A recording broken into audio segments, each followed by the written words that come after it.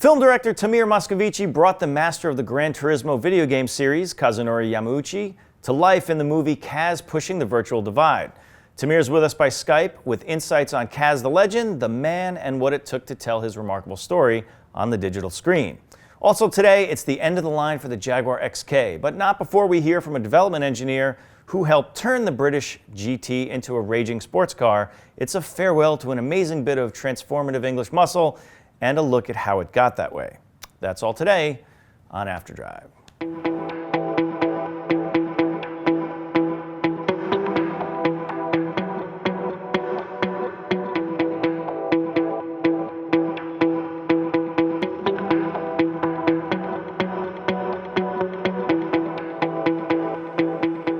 The seeds of the video game Gran Turismo were sown 20 years ago when visionary game developer Kazunori Yamauchi hid an amazing secret inside a cartoonish PlayStation game. It was a physics engine that digitally mimicked the feel and dynamics of real cars. A few years later, the Gran Turismo franchise was a force in both car culture and culture in general, with Yamauchi the godfather of modern racing video games. Filmmaker Tamir Moscovici gave us an inside look at the man who changed everything in his documentary, Kaz Pushing the Virtual Divide. Tamir joined us by Skype to talk about what it took to bring Kaz to life and what it means to bring automotive passion to film. Let's watch. Hey Tamir, so thanks for coming on After Drive. I just saw Kaz finally, and it's very good. It's fantastic. It's a really good personality piece. And I think fans of Gran Turismo will definitely want to check it out. And even if you're not a fan of Gran Turismo, you'll want to check it out. So congratulations with that. Thank you. It's actually doing quite well, apparently. Yeah, it is. People are watching it. I know a lot of Drive fans have seen it. And if they haven't, of course they should. It's great storytelling. And Kaz is a fascinating guy. And I think people are going to want to know more about him. And you don't have to be a gamer or a car guy to like it. So let's look at how the documentary came about. Had you been a gamer before, and were you already thinking about Kazunori as a personality?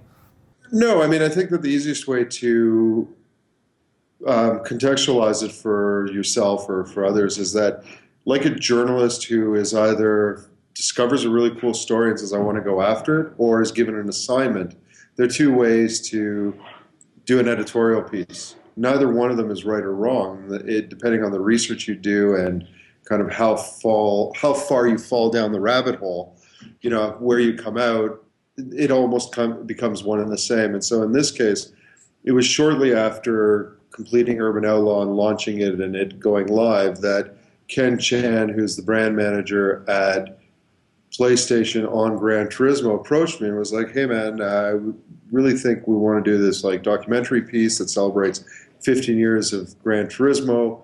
And he kind of phrased it as, we want a little bit of Senna, a little bit of Urban Outlaw, and a little bit of Hero Dreams of Sushi. Right? The minute he said Hero Dreams of Sushi, I was like, all right, so you guys want something a little left field and not a behind-the-scenes making up.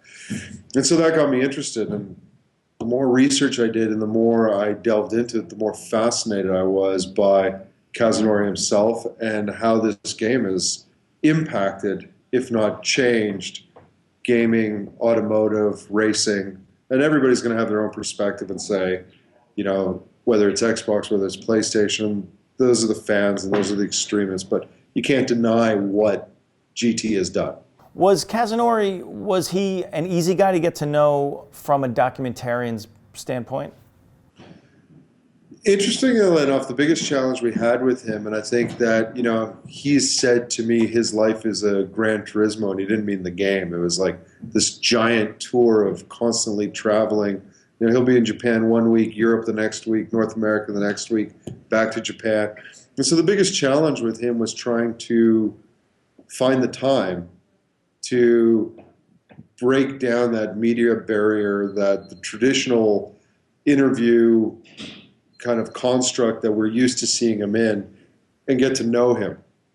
He is a very genuine and warm guy and was really open, and once he understood the creative path that I wanted to take it on, he surrendered to the process without guiding it, which was one of the concerns. Like, here's a guy who wanted to make films when he was younger, is obviously a creative director in his own right and a designer and has all these people working for him.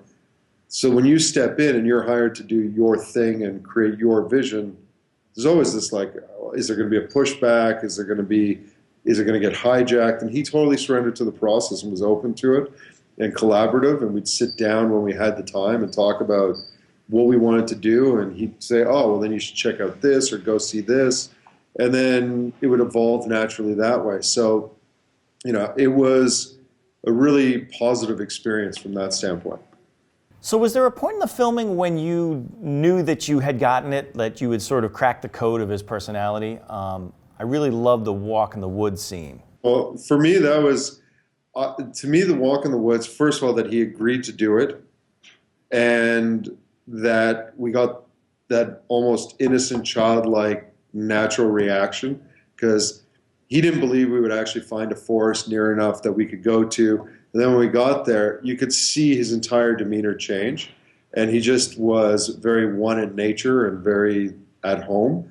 And so to me, that was a big victory. And then the fact that he let us keep those scenes, and I'm not going to be a spoiler for anyone, but scenes that like maybe not every CFO or, high-end guy at some corporation would want to leave in because they were just so candid.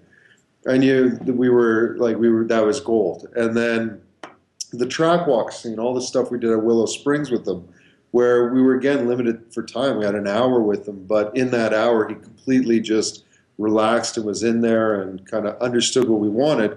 For me, those were two very key moments. And then all the stuff that was outside the norm. So when we went to that bar in Tokyo, a lot of people were nervous. They were like, oh my God, this is not the type of place he wants to go to. He walked into that place and he was like, this was the exact replica of the first bar his first boss at Sony took him to, and it flooded him with memories. And so it was just great to put him in these situations that were outside of his everyday, but connected to his roots. And, he opened up that way. It was who he is amongst his friends and colleagues. Another cool thing you did, I think, was to tell the story through other people that were unrelated to Kaz or Gran Turismo, like that American origami master. Yeah. People whose own stories kind of helped the narrative and helped tell Kaz's story through theirs. I refer to those people as like an eye wash. You can't stay in the gaming car world for so long and it still have resonance. So you kind of want to leave it and then tie it back in. And so, yeah, some of it's a little more left field. And, as my creative partner, Paul, and I, who was the editor, as we were going down this path, and we were like, yeah, I got this guy who's doing AutoCAD in, California. We didn't know how it would tie in till Frank at GM was like, yeah, that's totally right. And we were like, awesome, this is perfect. Right? And it's a little left field, but at the same time, it shows what other people are using the same tools and to what level he's at. And I think that's important. It gives context, right? And it's not just people beating on their chest saying, look at us, we're great. It's look at the context of what other people are doing. They've spent a lifetime at it. And look at what he's achieved. There's something really impressive. Like I look at him and I go, he's 6 years older than me. Like, wow, dude's done a lot. Right? For you, was it different or similar to your Magnus Walker documentary, Urban Outlaw, in terms of getting someone's personality to come across on video? So without it sounding easy, because it's not easy, it's just, I think, spending 20 years doing something, you get your own style and approach. But I find that people who are passionate are the easiest subjects to tell stories about, because they're willing to share their passion with you. And so Magnus was very forthcoming and very open to share his passion. And the interesting about Magnus was he was also very interested in listening to what you had to say. So when you see him at Cars and Coffee in Irvine, California, where he goes to, or if he's run into someone on the side of the road who happens to be a fan, he takes 5 minutes to talk to them and listen to what they have to say. Kazunori is very similar that way. He's very passionate about what he does, and he's very focused on doing the best possible execution of it, which is very Japanese culture.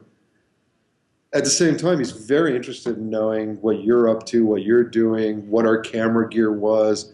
He loves photography. He wanted to know what gear we're using, And he knew the stuff. He knew what lenses and all the rest. And so that became easier to work with from that standpoint. But how you telegraph someone's personality, I think there's two ways of doing it. We could have spent 6 months with him, following him every day, and then we would have edited it down and turned it into whatever story it was. Or the flip side, do an enormous amount of research. I have a journalist that I work with who's a good friend who does a lot of research with me. And so we then created scenes like we knew he collected insects, that he was interested in that was kind of part of his stepping stone to his analytical mind. We knew the artistic side of him. So it was like, well, where can we put him to get to that truth without spending 6 months with him? And so we went to the forest. And so I think the same with Magnus was I created scenes that would allow us to get to that truth quicker. And I think maybe some of that comes from being a commercial, applied arts, commercial advertising filmmaker as well, where you've got to tell a story in 30 seconds. And so how do you get to that truth? You don't have 6 months. Clients won't allow that, right? So I think that's part of it. So you've been doing commercial stuff for a long time. Are there any other ways that your experience doing commercial spots either affected or informed your documentary pieces? Well, I think it's two-tiered, right, to answer your question. One side of it is we bring a lot of tricks and production value to it, and I think that part of the reason why Kaz or Urban Outlaw has the traction that it has is because it looks a certain way. So I surround myself with a very high-end cinematographer, high-end editor. We come from this world. We use high-end colorists and audio guys that are all actually from the commercial world who are interested in taking a holiday from that world and doing these docs.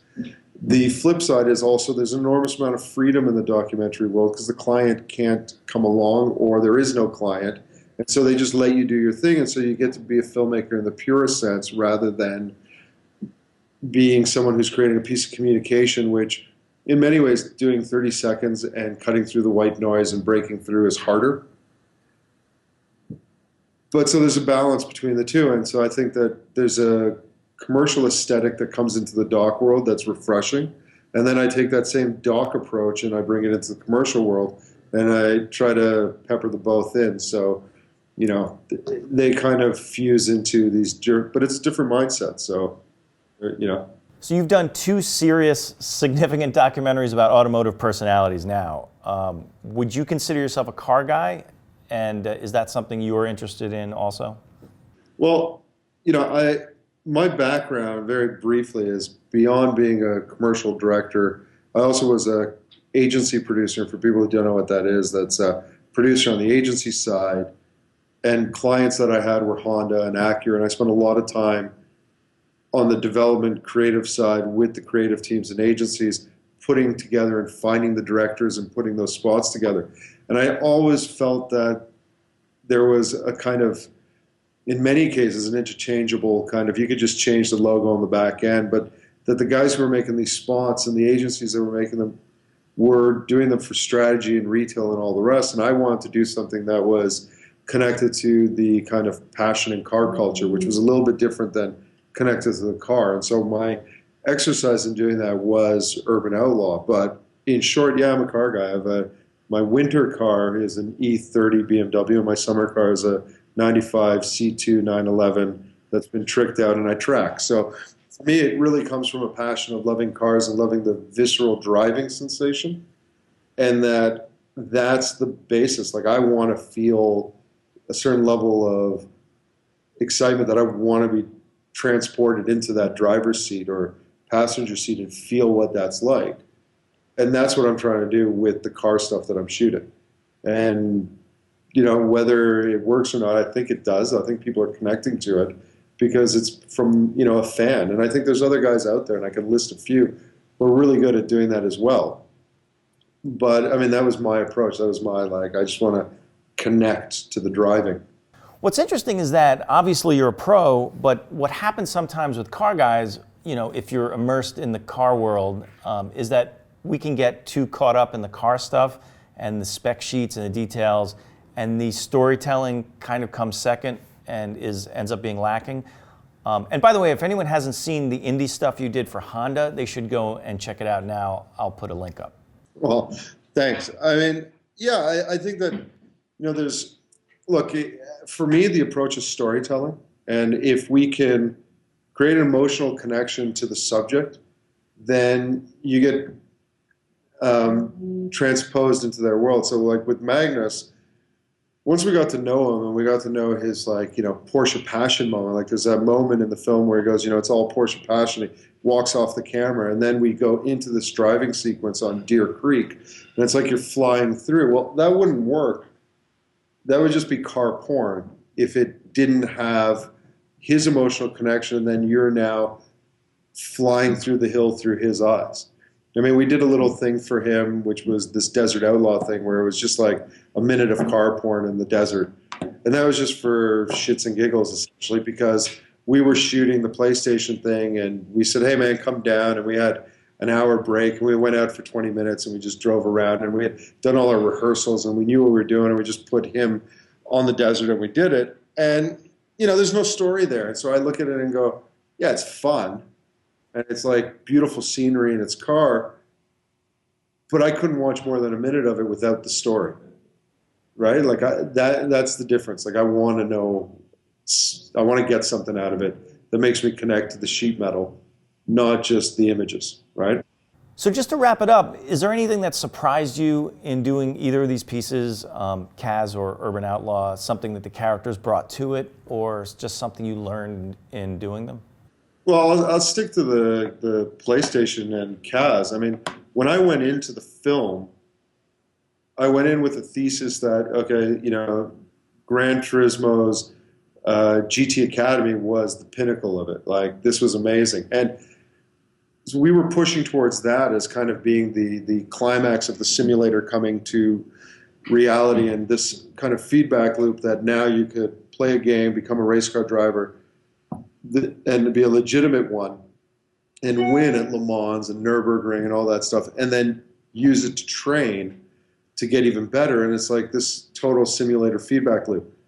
What I didn't know, and it kind of evolved because it was happening in real time, was Vision GT. And this idea of 22 manufacturers creating prototype cars, and all of a sudden, now they're changing the automotive industry from the inside, and they're sitting across the table from guys who have been playing the game for 15 years, who are eager to design cars to be in the game. That to me was mind-blowing. It was a mind-blowing kind of revelation. It was like, wow, this is really a lot more impactful than I ever thought it would be, because I knew about the simulator side of it.